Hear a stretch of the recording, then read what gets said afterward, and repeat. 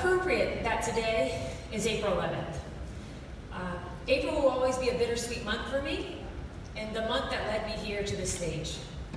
On April 10th, 2014, my husband and I welcomed our second daughter into this world. Soon thereafter, we learned that our baby girl, Kieran, had Down syndrome. And while this news can be challenging for lots of families, it felt all the more daunting for us because my husband, Chris, had terminal cancer. He died 2 weeks later. And there I was, this 34-year-old widow with these two beautiful daughters, and I felt like I had fallen through a trap door. You know, in 2014, Kieran's diagnosis, it felt, maybe a little bit unfair. But today I can say with confidence that Kieran's Down syndrome can be a challenge, and Kieran is the greatest gift. When I was younger, I was focused on being a super achiever. I ended up playing soccer and basketball at UVA, and I was the captain of both teams. I then moved to New York City and I played professional soccer. As you can tell, growing up, it was important to me to be the best. But now, that same pursuit of being the best feels like yet another trap door. And Kieran has helped clarify a new life path for me. And in this one, I'm focused on being a good person. And that's why I'm here tonight.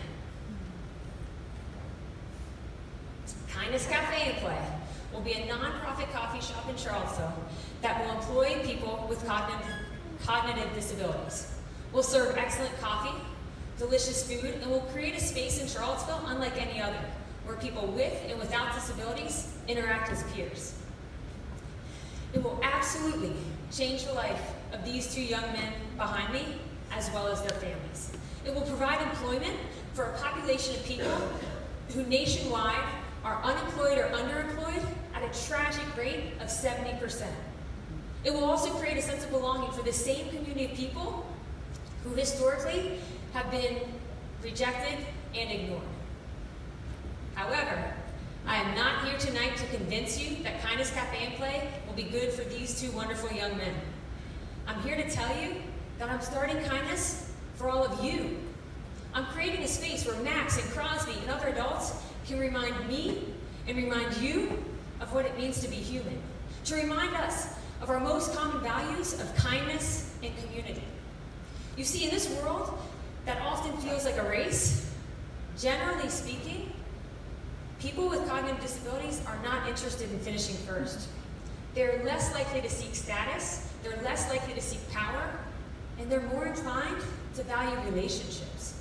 They're more likely to live in the now, and to be uniquely concerned with how you and I are doing in this present moment. So I have visited and researched a lot of similar cafes across this country.